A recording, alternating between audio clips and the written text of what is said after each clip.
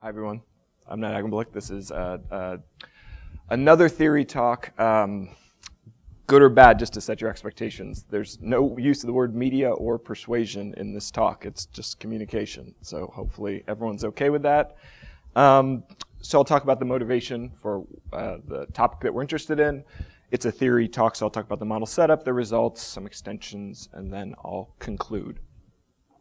So in terms of the motivation, we just want to ask basically try to model a very simple interaction that I think occurs in a lot of different environments and I don't necessarily think has been well captured by any economic model. And that's a situation where we have this tension that people or firms want to find a matching firm or a matching type, but they also don't want to reveal information about their type. Which is to say, in order to find a match, I got to reveal something about myself, but I have privacy preferences, and so I don't actually want to reveal that much about myself.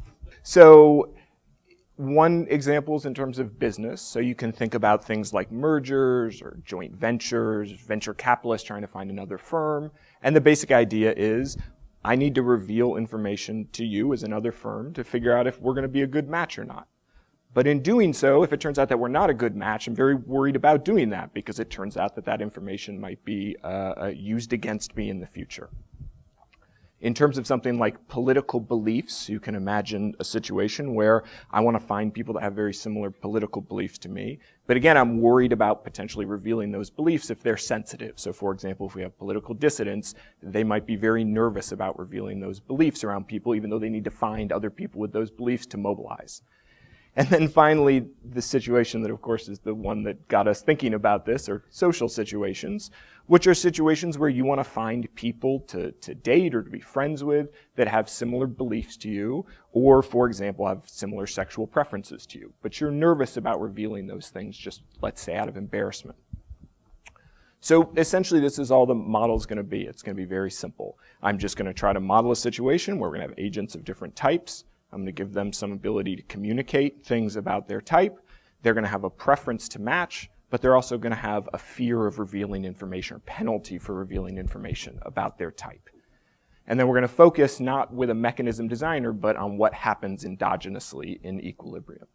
And then the questions of interest, which I'll get into more detail as I put up the model, are things like, in what situations can we get everyone to show up and find matches? And if we aren't able to find matches, who is the people that get left out, who decide to not engage in the conversation?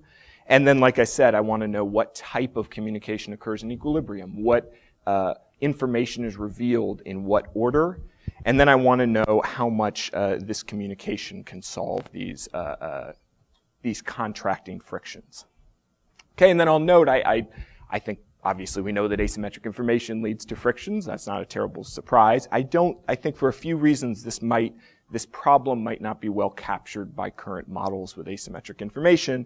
So the first is we have horizontal differentiation in this model. So there's not going to be a sense in which agents are good or agents are bad. Agents who are good and bad are going to try to act like they're good. This is just a situation where everyone's different and they're just trying to find the match. And there's no sense in which there's a valence to the traits. Also, unlike, for example, something like cheap talk or a persuasion model, people are going to have aligned preferences here in the sense that if I can match with you, you want to match with me, we'd be happy to match. If I don't want to match with you, then you don't want to match with me and we'd be happy not to match. And that's it. So our preferences are aligned. And then the third, although as I'll talk about in an extension, we don't necessarily need it just to make it very stark. You can reveal verifiable information in the model. In the sense, if you want to just fully reveal your type, you can just reveal your type. That's available to you.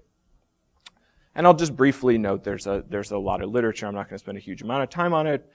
Cheap talk, information exchange, persuasion. One I'll just note is a recent working paper which was written concurrently with this. This is one of these that has a title that makes you nervous when you read it, and then luckily you read it and you realize that it's not that similar. So they have good and bad types, and there is a sense in which the good type is worried about revealing information to the bad type.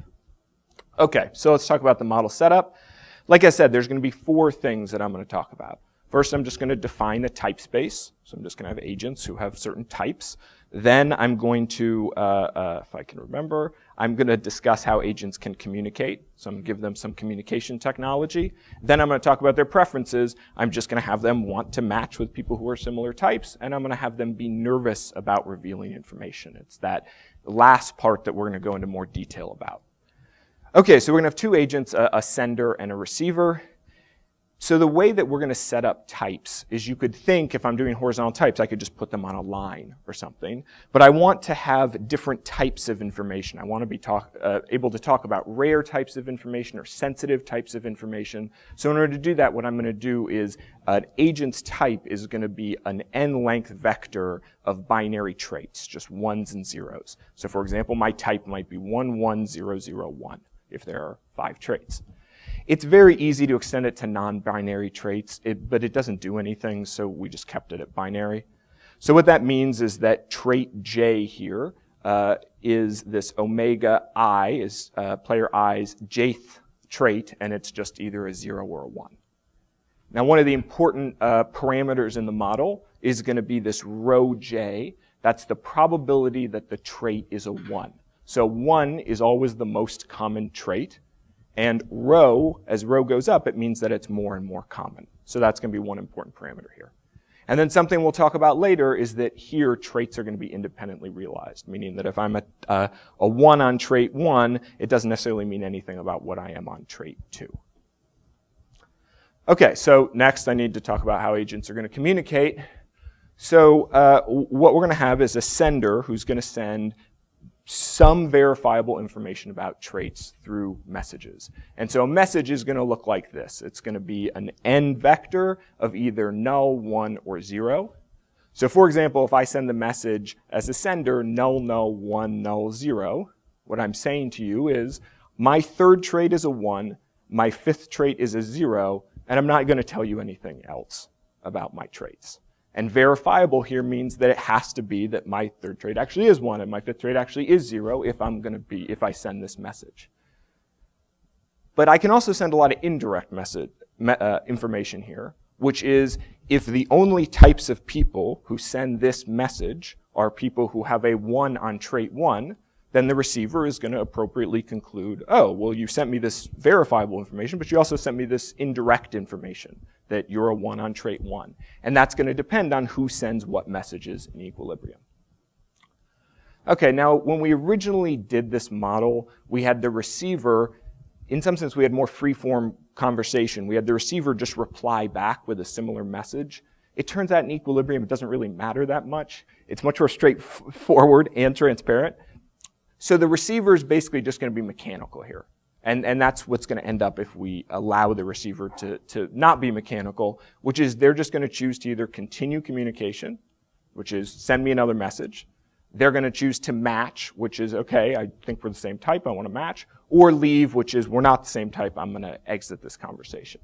Okay, now we have one slightly irritating addition in terms of a strategy, which is one of the questions that we're going to be interested in is which senders decide to not enter into conversations at all. Now what I could think about is just if you send an all null message every single time, that's essentially saying that you don't want to enter into conversation. But in equilibrium that might not be true. It might be that if you send the all null message, the only person who sends that message is a certain type, so in fact you're indirectly revealing your type and then you're actually going to get matched.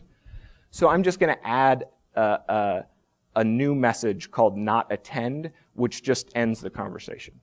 So this just says, it's not null, it's kind of like null, but it also just says, I'm done, I don't want to be involved in matching at all. Okay, now let's talk about preferences. So agents here want to find matches. How are we going to talk about that? Well, the agents are going to receive, in some sense you should just think about the sender receiving, some positive value m, if it turns out that they're the exact same type, and it turns out that the receiver decide to match. Some negative value if they're different types and they decide to match, so this is a mismatch. Or 0 if it just turns out that the receiver leaves. Now one thing you should be slightly concerned about here is the fact that I'm requiring them to perfectly match. So if I'm a 1110 guy, I have to find another 1110 guy. it's pretty easy actually to make us only match on, let's say, K rather than N traits. So that's not something that's terribly concerning. Okay, so now let's get into a little bit of the meat here, the kind of stranger part here, is this reduced form representation that agents don't want to reveal things about themselves. Okay, so the way we're going to model this is that the sender is going to be concerned about the receiver's final belief. And in particular, on a trait-by-trait basis, the sender is worried about the receiver's knowledge about the sender's actual traits. Okay, so the sender's actual trait here, for a specific sender, is this omega j s star. That's the sender's actual jth trait. Okay, so this is what this means. Imagine that as the receiver, you have a belief that I'm 99% a 1 on the 6th trait. Then if I actually am a 1, that means you actually know quite a bit about me. Now, that being said, if I'm a 0, you know very little about me because you put huge amounts of weights on the fact that I'm a 1. So basically, the idea is, as you start to put more and more weight on my actual traits, I start to, in some sense, I'm going to get a higher penalty because I'm revealing more information to you. Okay, so one thing that means is that if we think about revealing information, if I'm a rare type and I reveal a trait to you, or I have a rare trait and I reveal that trait to you, I'm in some sense revealing more information than if I'm I have a common trait. So that is to say, if the prior is that it's 99% true that my 6th trait is a 1, and then I reveal to you, hey, I have a 1. You kind of say, oh, okay, that's not much information there. But if I reveal to you that I have a 0 on that trait, that's actually pretty significant. So that means that a rare type is going to be, in some sense, more nervous about revealing his trait than a common type or someone with a common trait. Okay, and then the one thing that this isn't capturing, some traits are just more sensitive than other traits, regardless of whether they're common or rare. So like as an internet entrepreneur, I might say, I'm happy to tell you my location. I'm in Austin. It just doesn't really matter that much. But I might be very nervous to reveal something about the way my software is set up or my pay scale or when I'm going to IPO. So certain pieces of information are more sensitive. As a potential date, I might not care, maybe I do, that I reveal my preferences in respect to whether I'm a Republican or a Democrat. But I might care a lot about revealing certain things about sexual preferences.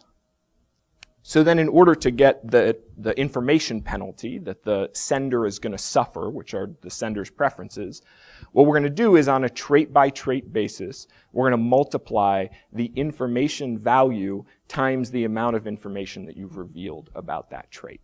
So this is the loss that I receive from your knowledge at the end of my traits.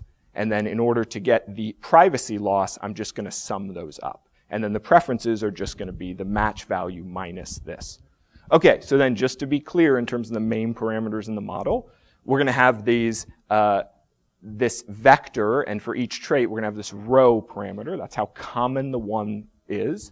And then we're going to have this information value, which is how sensitive each trait is. Okay, and then I'll just finally note that I think in people's minds, sometimes they think that these are the same things. So I just want to make clear they might be correlated, but they might not be. They're different. So again, as an internet entrepreneur, it might be that being in Austin is very rare. But it might be that I still don't care about that trait. And it might be that the software structure, the pay structure, whatever it is that I use is pretty common. But I still don't want to reveal that. So it's not necessarily obvious that this rareness and this sensitivity is correlated. Okay, now let's talk about what's wrong with this model. Some things that I think should be less concerning, and some things which I find more concerning. The things that I think are less concerning, as I said before, this match, if you match exactly, you can modify the model so that that's not a big deal. The binary traits part, it's very easy to modify the model and make it so that traits have multiple types of realizations. The receiver being mechanical, again, is something I don't think you should be terribly concerned about. And the trait messages being verifiable, some of you should be slightly concerned about. We'll talk about it later. It mostly works, but sometimes it doesn't if you have cheap talk. Okay, so now let's talk about what you, I think, should be concerned about here. So the first is that read literally, senders here want to trick the non-matching receivers. And that sometimes feels normal, sometimes feels a little weird. The next thing is a thing that might concern you, and again, it's more just that it might not map to some of the examples in your head, is this idea that there's no valence on these traits, which is to say that I think in real life, for example, let's say that being gay is stigmatized 20 years ago. There's a sense in this model what's going to happen is, as a gay person, I'm not going to want to reveal that I'm gay to a straight person. That makes sense. But we also have straight people not wanting to reveal to gay people that they're straight. And that starts to feel a little odd. And that comes from the fact that of this valence issue. And that's to say that, fetishes aren't bad, they're just different. As I wrote down this line, I realized how long I've lived in Berkeley. Because this is a Berkeley line, to say the least. Fetishes aren't bad, they're just different. In some sense, the problem is we don't have good traits and bad traits. We just have traits, which is we don't have correlation between traits, because correlation is really hard to deal with. We just haven't figured out a way to deal with it well. And it's not necessary. I think the correlation thing might be reasonable on a high level. If you're a company, whether you're going to IPO, what your pay structure is, what your location is, that stuff doesn't seem correlated. But clearly there's a sense in which, like I say, if I reveal that I'm based in California, you're going to know something about my suppliers, potentially. If I reveal that I'm a Republican, you're going to know something about my sexual preferences, potentially. Okay, so results. Let me just retell you the questions that we were interested in and make them a little bit maybe more formal. So can we get all sender types to participate? So what that's going to ask is, does everyone show up and choose, it's not that they choose not attend, they just choose to attend and reveal their type and get matched. So in some sense, do we have efficient matching? What parameters can encourage full participation or efficient matching? What types want to deviate from full participation? What types potentially are going to get left out of the conversation and not find matches? And then this gets into the next question, which is, if we have dynamic conversations, what's going to be the structure and equilibrium or potential structures that we might see? How are conversations going to progress? And then can that really help in terms of efficiency? And then to get a baseline, I'm going to have a static case here. So I'm just going to say, let's just have these guys reveal one trait or all their traits. So the first thing is this static case. Okay, so the static case, what I'm interested in is figuring out whether people are willing to participate or not. The static case is very stark. It basically just says, if you show up, you either reveal your type to everybody, or you decide to not reveal anything. And by not revealing anything, you're still revealing something because you're deciding to not show up, and then the receiver says, gee, you didn't show up, so now I know that you're a type who doesn't show up, so you're still giving them information. Okay, so then we have to think about participation constraints.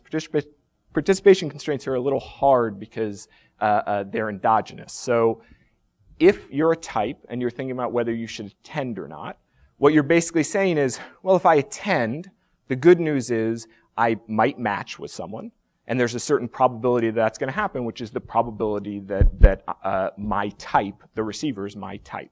So that's this product of these rho J stars, where rho J star is the probability that the traits that you have are realized. But I'm going to have to reveal all of the information to everyone. So everyone's going to know exactly who I am, so I'm going to lose the full information penalty possible. Now, the alternative is I decide to not attend.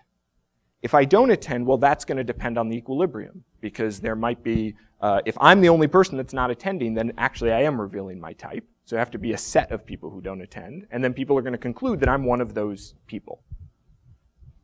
Okay, and then what we're going to ask is the question to see if we can get the full participation equilibrium. We're going to say, let's suppose that we had an equilibrium where everyone showed up and everyone revealed their type. Is it true that we can have beliefs which are now on the action not attend, which is now off the equilibrium path, such that people continue to want to attend? Can we sustain a full participation equilibrium? Okay, so this is just in the static situation.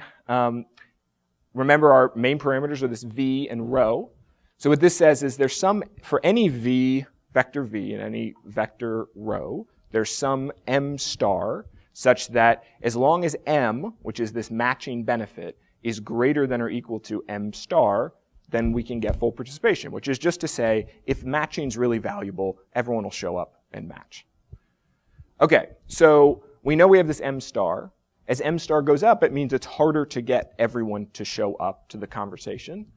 Not surprisingly, as the vector V gets higher, that means that it's harder to get people to show up because things are more sensitive, so people don't want to show up.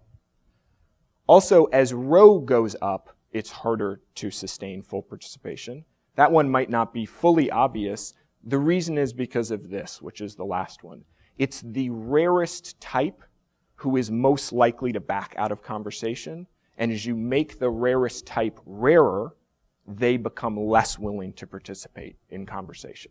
So the basic reason is rare types are in a bad situation.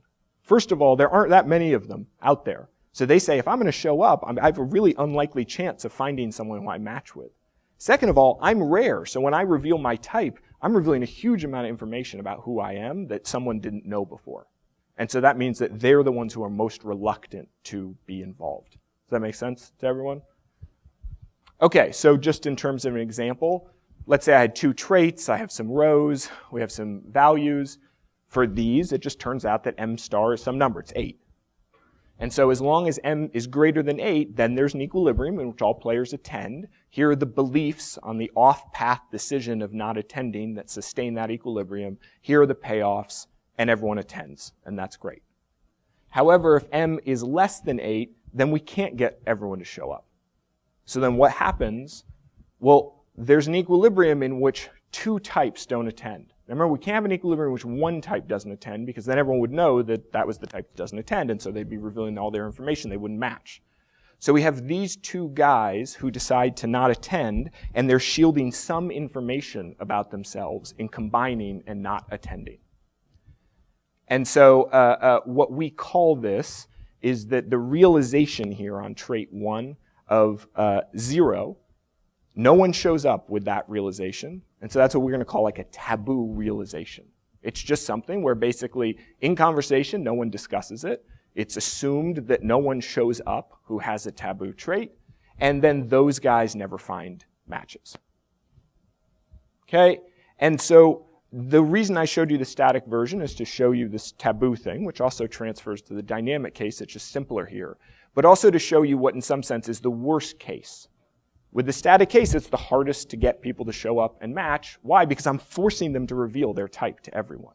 And what we hope is that dynamics will be a little bit better. So how can we fix this? Let me just show you one aside, which is if that's the worst, the best is going to be when we have a mediator involved, someone who the parties trust to reveal information to. So what's going to happen is, in the best case, we can have players just go to the mediator and just say, hey, whisper into the mediator's ear, this is my type. The other player whispers in the mediator's ear, this is my type. Mediator just turns to them and says match or no match. And then that way, we're revealing the least amount of information possible that still allows us to get matches. So this is, in some sense, our best case scenario. But the problem is we need a mediator for that. And so what we want to now ask is the question, let's say we don't have a mediator and we just have people having dynamic conversations. Is it possible that we can do okay? Okay, so then this is going to be a little bit more in depth about how the receiver is going to act here. So in this situation, the sender is going to send these messages period by period. Again, they're just of this type, saying certain things about certain traits. The receiver is basically going to say, okay, if I am certain that I match with you, then I'm going to match. If I'm certain that I don't match with you, I'm going to not match. If I think that you're not going to tell me that much or you're not going to tell me anything anymore, I'm going to leave. And the reason is we just don't want infinite conversations where people just say nothing all the time. So we just say, if in equilibrium, I think you're not going to tell me anything more, I'm leaving. And then finally, otherwise, I'll just keep listening to the conversation. Basically, the receiver's just sitting there saying, I just want to hear if we match or we don't match. Once I determine that, I'll make a decision. Okay, and then a useful object here is going to be what we call a grammar. So a grammar is just going to be the traits that you decide to realize as your type over time. So this grammar says, let's imagine that a certain type had this grammar. That type is going to reveal the second trait first, and then is going to reveal the first and third trait second. Does that make sense? So if we have agents of different types using the same grammar, let's say everyone uses the same grammar, then when I see, for example, the second trait revealed, I say, well, everyone reveals the second trait first, so I don't know that much. There's no indirect information in that. But if agents of different types use different grammars, then what's going to happen is I'm going to say, gee, well, not only do I know that you just told me a trait, but I also know that you're a type that says the second trait first, and now I know more about you. So that's the indirect information. Good? Okay? And then a grammar is complete if in the end everyone reveals traits. Okay, so let's just go over some examples because I'm imagining that you're all completely confused. Okay, so imagine that we have 2 traits. That means we have 4 types. The static case is represented by this 1-2 grammar, which is just to say we just reveal 1 and 2 at the same time, and that's it. So what happens?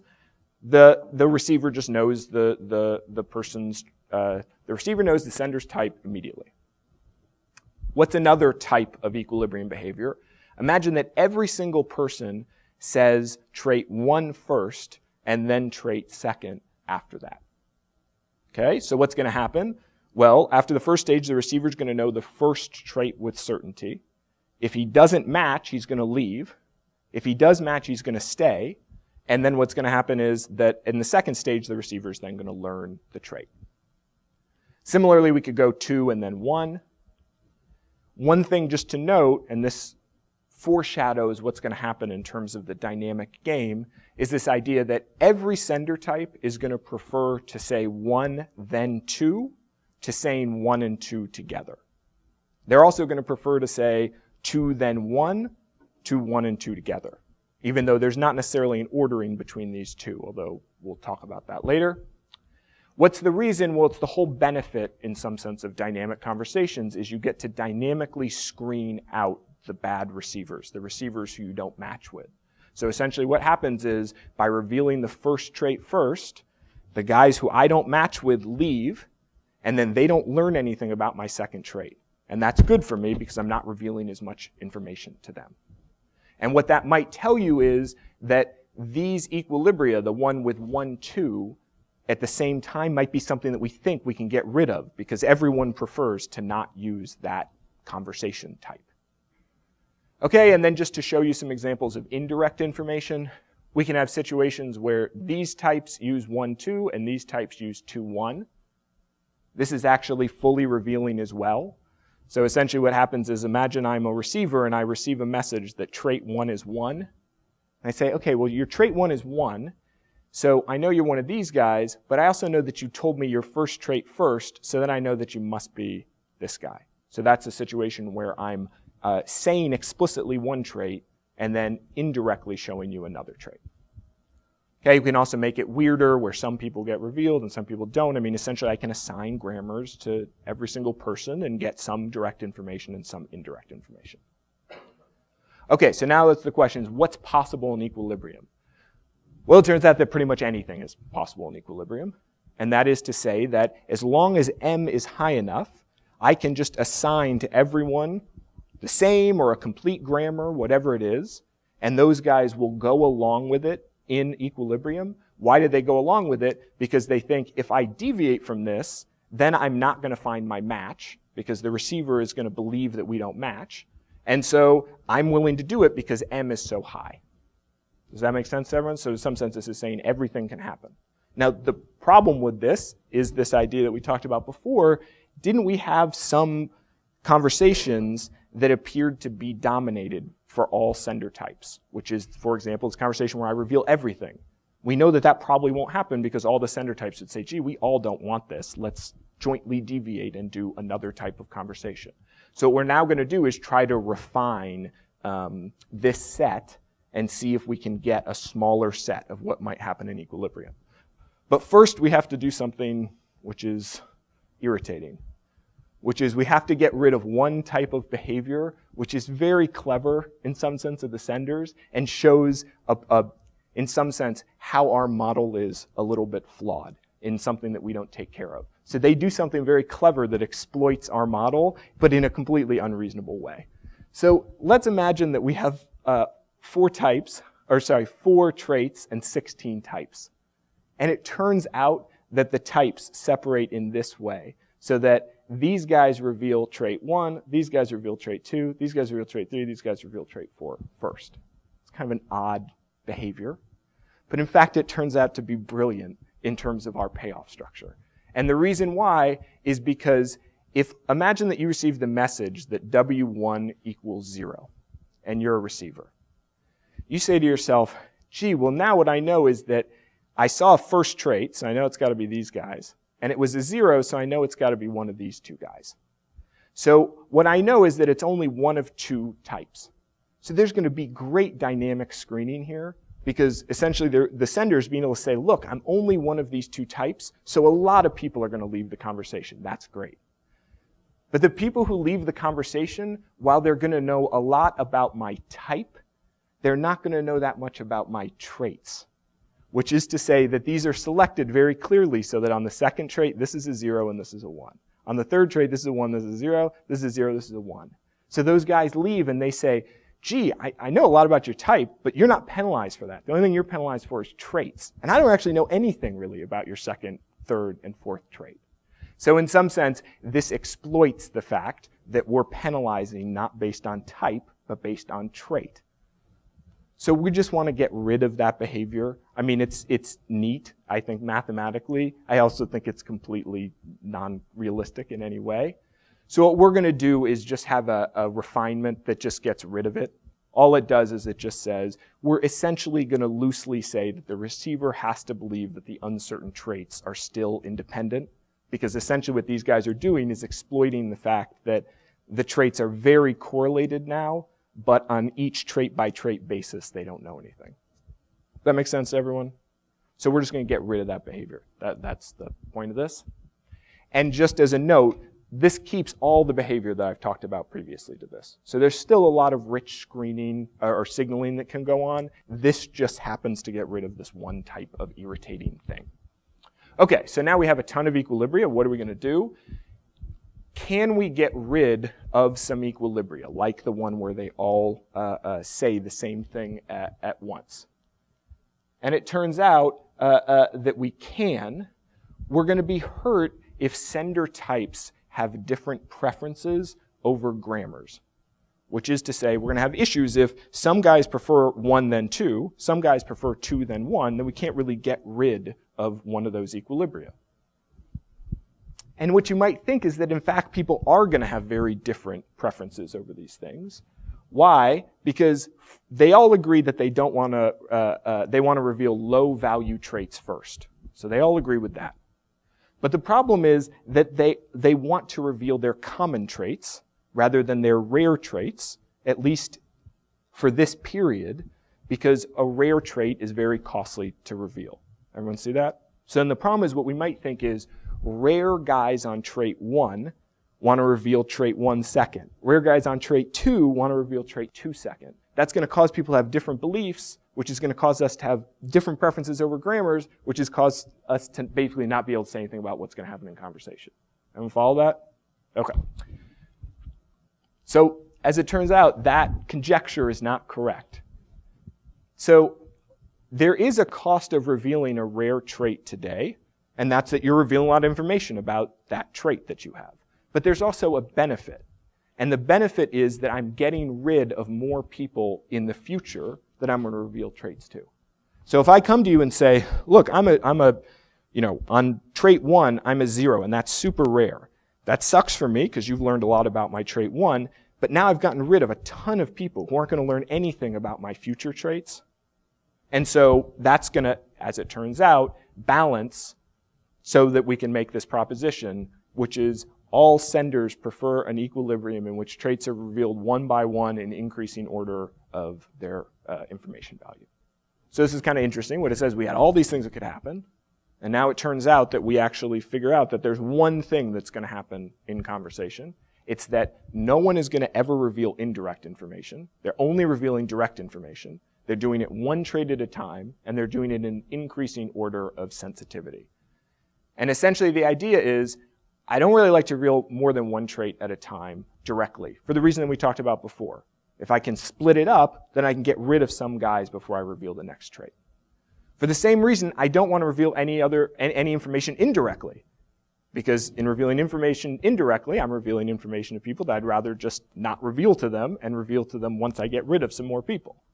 And then finally, everyone agrees that they just want to push the more sensitive topics to the end of the conversation, because by pushing sensitive stuff to the end of the conversation, that's where I've gotten rid of a bunch of people already. Okay, so that's what we're going to think about in terms of the equilibrium. So let me just show you an example of this. Let's say we had 3 traits. Let's say that we're a sender type 110. So we have all these potential receiver types that we might be playing with. And so the first thing I say is I just say, hey, I'm a 1 on the first trait. And then you say, well, look, everyone's using this grammar, so the only thing I can conclude is that you're a 1 on this first trait. So I know that you have to be one of these 4 types. So then these guys are all going to leave because they say, look, well, I don't match with you, so I'm going to get out of here. And they're going to end up, I'm going to again lose because I've revealed my first trait to you, but I haven't revealed anything about my second trait or my third trait to you. Then in the next stage, I'm only playing with 4 potential types. I say, hey, I'm a 1 on the second trait. These guys say, oh, okay, so that means you must either be a 110 or a 111. Then these guys say, gee, well, that means we don't match, so we're going to leave. And now again, you lose some payoff to these guys, but you haven't revealed your third trait to them. And then finally, you have to reveal your trait to these 2 guys. So this guy leaves and he knows everything about you, but this guy matches with you, and then you get the payoff. So that's the idea of this dynamic conversation that occurs. Everyone understand that? Okay. Now what I'm talking about is how much better dynamic is and what causes it to be better. So M star static is this barrier of M that we need in order to get full participation. We also now have an M star dynamic. And the question is, how much better is the dynamic versus the static? Well, one thing to do is just in terms of comparative statics, the difference between these is increasing in rho and it's increasing in V, which is to say, as we have rarer types, these conversations are more useful, and as we have higher information values, these conversations are more useful. Why is that? Well, because we can push the stuff to the end that we're most concerned about. Okay, and then the next question is, how well do we do in the limit? What this basically says in kind of irritating language is essentially, in a dynamic conversation, as the number of traits increases, we approach doing as well as the mediator does very quickly, as it turns out. And the way you can think about this is just imagine if we have 100 traits that are all distributed with probability 0.5, right? They're all equally distributed. By the time I get to the 10th trait, I only have 1 over 2 to the 10 guys left. So a bunch of guys I'm not revealing any information to. So in that sense, the conversations are very good at getting back efficiency. So let me just talk about extensions pretty briefly. The first is this partial matching one, which is just to say, let's imagine that instead we only have to, we don't have to match on all n traits, but we can just match on k less than n traits. Well, if that's the case, what's going to happen is the previous equilibrium that I showed you is going to be optimal. But there are now other equilibria that are optimal because I can start to bunch together messages and it's not a big deal. And so in particular, if we have costly messages, what you're going to do is the sender is going to reveal just enough information in each stage to prove if a match is a bad idea. So for example, if we have to match out of 90 of 100 traits, I'm going to reveal 10 traits to you. Because if it turns out that we don't match on all those traits, or 11 traits, if we don't match on all those traits, then we can leave. But if we do, then we can keep going. And that's the same as if I just did them one by one, because if I did them one by one, you'd just stay in the conversation the whole time.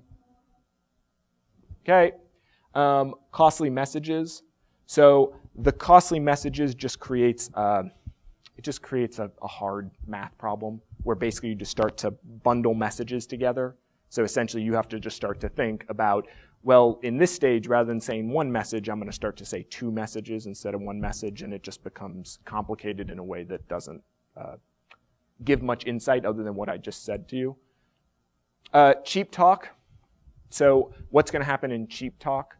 So this is where we have this issue with this assumption that the sender wants to potentially trick the receiver. So if M is high enough, then cheap talk is still fine. Because essentially what's going to happen is I want to tell the truth because I want to get to an appropriate match. And there's no reason for me to deceive you because I just want to get to that match.